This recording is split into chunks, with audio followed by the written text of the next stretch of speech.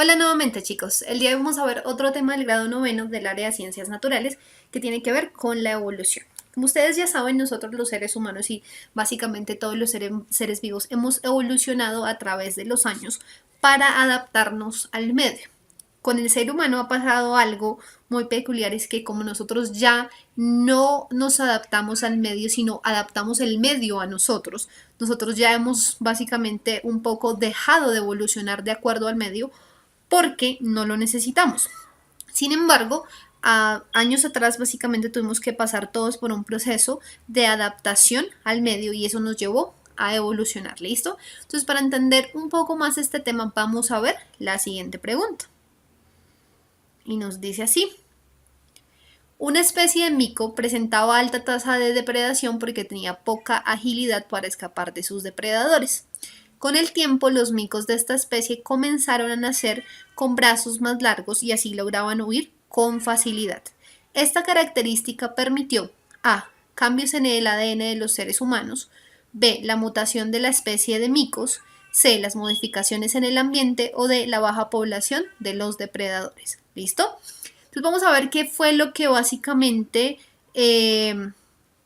hizo esta característica, esta nueva característica de los brazos más largos que les permitía a los monitos huir más fácil de los depredadores, qué fue lo que hizo básicamente. Bueno, entonces para eso miremos un poco el ADN, qué es el ADN, de qué está conformado y este tipo de cosas. Bueno, entonces el ADN básicamente es el ácido deoxirribonucleico. Entonces, ácido desoxirribonucleico.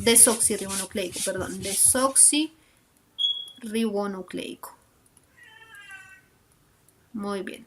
Entonces así se llama este ácido. Ácido desoxirribonucleico. ¿Listo?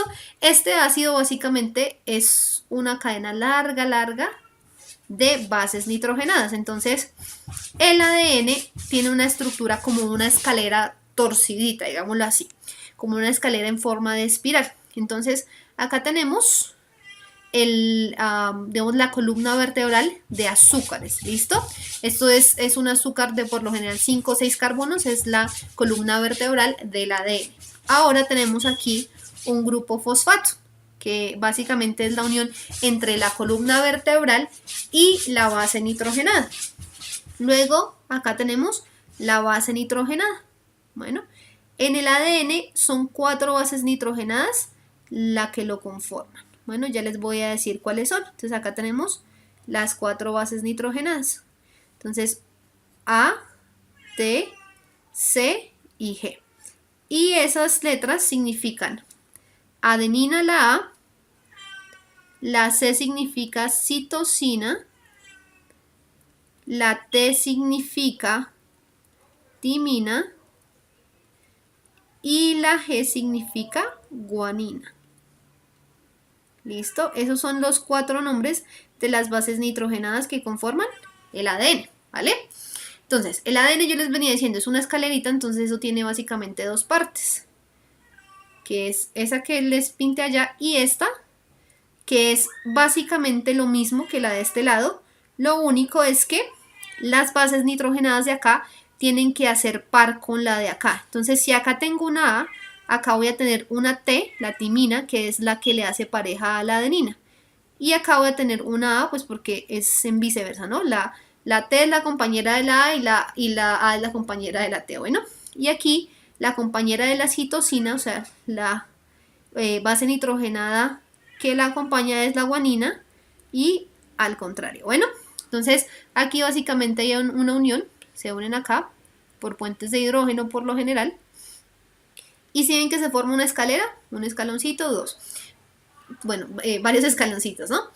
Pero acá el ADN no tiene esa forma así como plana que tiene una escalera, sino por eso les decía que tiene la forma de una escalera torcidita, ¿listo? Una escalera en espiral. O sea, esto aquí se da básicamente una vueltica, pero su forma es así. Entonces son dos hilos, básicamente, 2 columnas vertebrales de azúcares. Aquí hay grupos fosfatos que unen las bases nitrogenadas, ¿cierto? Y estas bases nitrogenadas, las de esta hilera, se encuentran unidas a las de esta para formar una escalera. Y se rota un poquito para que quede como en espiral.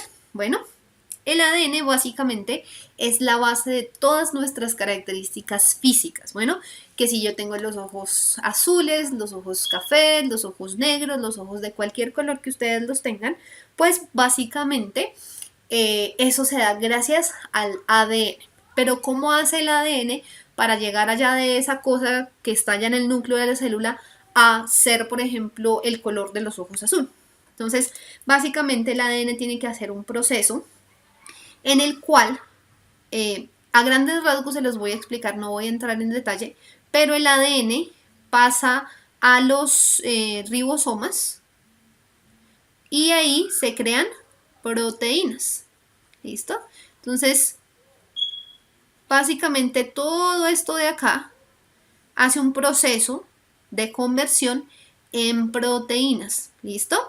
Y esas proteínas se convierten finalmente en todo lo que somos nosotros, bien sea en el color de nuestro cabello, en el color de nuestra piel, en el color de nuestros ojos, en la forma en cómo tenemos una característica, que yo tengo mi nariz pequeña, entonces otros tienen la nariz grande, etcétera, etcétera. Eso depende de las proteínas. Entonces, básicamente, lo que les decía, el ADN está allá en el núcleo, hace todo un proceso para convertirse en RNA, que es otro ácido que es importante, lo voy a colocar aquí, el ARN o RNA en inglés. El ARN es el ácido ribonucleico.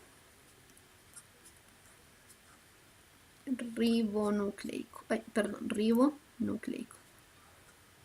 Y este ácido, o sea, básicamente el ADN, se convierte en ARN, sale del núcleo, llega a los ribosomas y a los ribosomas, pues básicamente lo que ellos hacen es convertir ese ARN en proteínas. Bueno, y las proteínas pues ya son las sustancias que nos dan las características físicas que tenemos. Bueno, ¿qué pasa cuando yo me tengo que adaptar al medio?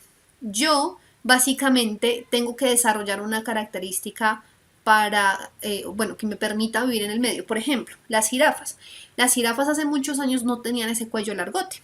Bueno, pero ¿qué les pasó a ellas? Ellas son herbívoras. Y si ustedes se dan cuenta, ellas viven en África, básicamente, y allá no tienen muchas matitas chiquitas de las que se puedan alimentar, o sea, bajitas. Por ejemplo, no hay mucho pasto, no hay muchas plantas bajitas de las cuales ellas pudiesen alimentarse fácilmente.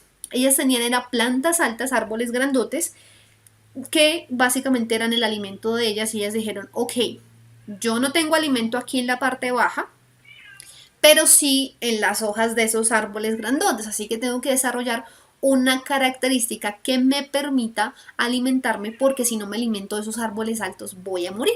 Bueno, entonces la jirafa empezó a hacer un desarrollo evolutivo en el cual su cuello empezó a crecer, pero pues eso obviamente no pasó de un momento a otro, sino se llevó a cabo varios años para que esa característica se desarrollara. Pero si ven, ahí hubo evolución, adaptación al medio.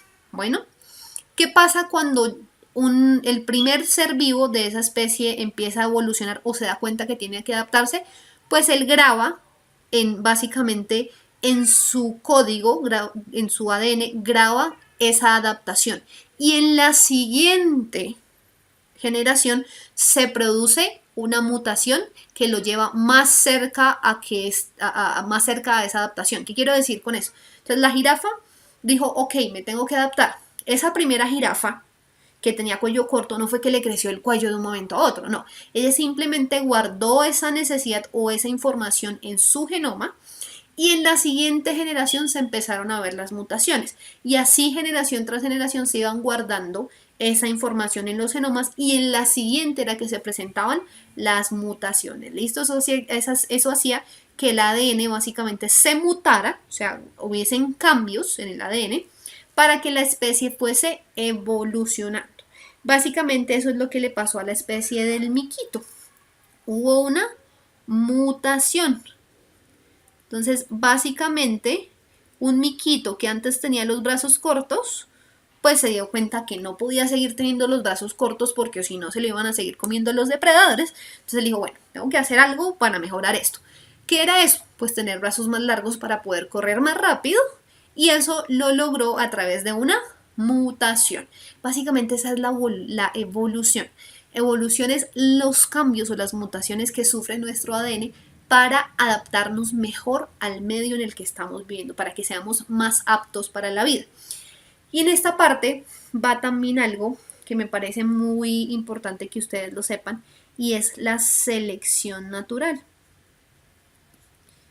La selección natural era un planteamiento definido por Darwin, que era un científico, y básicamente Darwin lo que decía era, ok, yo puedo tener digamos, tres hijos, ¿cierto? Por ejemplo, pongamos los 3 hijos de la jirafa, pero uno de ellos no se adaptó, no le creció el cuello como debería ser, entonces no va a poder vivir. Así que básicamente ese individuo, la naturaleza misma se va a deshacer de él, o sea, va a morir lamentablemente, porque por selección natural no me sirve un individuo débil, ¿listo? Y eso evita que ese ADN con esa mutación inservible, esa mutación que no está bien hecha, evita básicamente que ese individuo se, digamos, procree y su genoma se esparza. Entonces solamente se procura que se esparza el ADN con buenas mutaciones. ¿Listo? Pero entonces vamos a ver nuevamente la pregunta para ver cuál es la respuesta. Entonces miremos aquí cuáles podemos desechar. Nos dice básicamente que el monito sufrió una mutación que está diseñada para poder escapar mejor de los depredadores. Bueno, esa mutación, pues, ¿qué ocasionó o qué permitió? ¿Será que hizo cambios en el ADN de los seres humanos?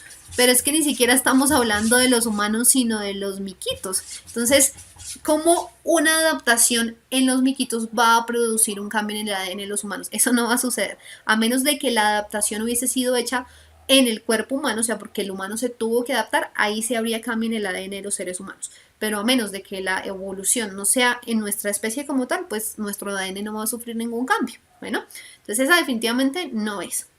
Miremos ahora la C, que tampoco tiene mucho sentido. O sea, el hecho de que los monitos hayan evolucionado modificó el ambiente. No, de hecho el monito tuvo que modificarse a sí mismo o pasar por una mutación para poder adaptarse al medio. No que el medio se adaptara a ellos como nosotros hacemos, como los seres humanos hacemos, sino que el monito se adaptara a las condiciones del ambiente, que era, le tocaba huir de los depredadores básicamente. Bueno, entonces esta no es. Y miremos la D. La D me dice que esto permitió la baja población de depredadores. No, los depredadores no bajaron. Igual el número de depredadores seguía igual o seguía aumentando porque se siguen reproduciendo. Pero el hecho de que el monito pudiese escapar más rápido no hacía que bajara la población de depredadores. Bueno, y lo que sí permitió esta evolución fue la mutación de la especie de miquitos. ¿Por qué? Porque lo que les digo, el hecho de que ellos se adapten y que los brazos sean más largos quiere decir que hubo una mutación en su ADN y de ahora en adelante los miquitos van a tener brazos más largos. ¿Listo? Entonces la respuesta aquí es la B. Listo, chicos, ya tenemos la respuesta a esta pregunta. Nos vemos en una próxima oportunidad. Chao.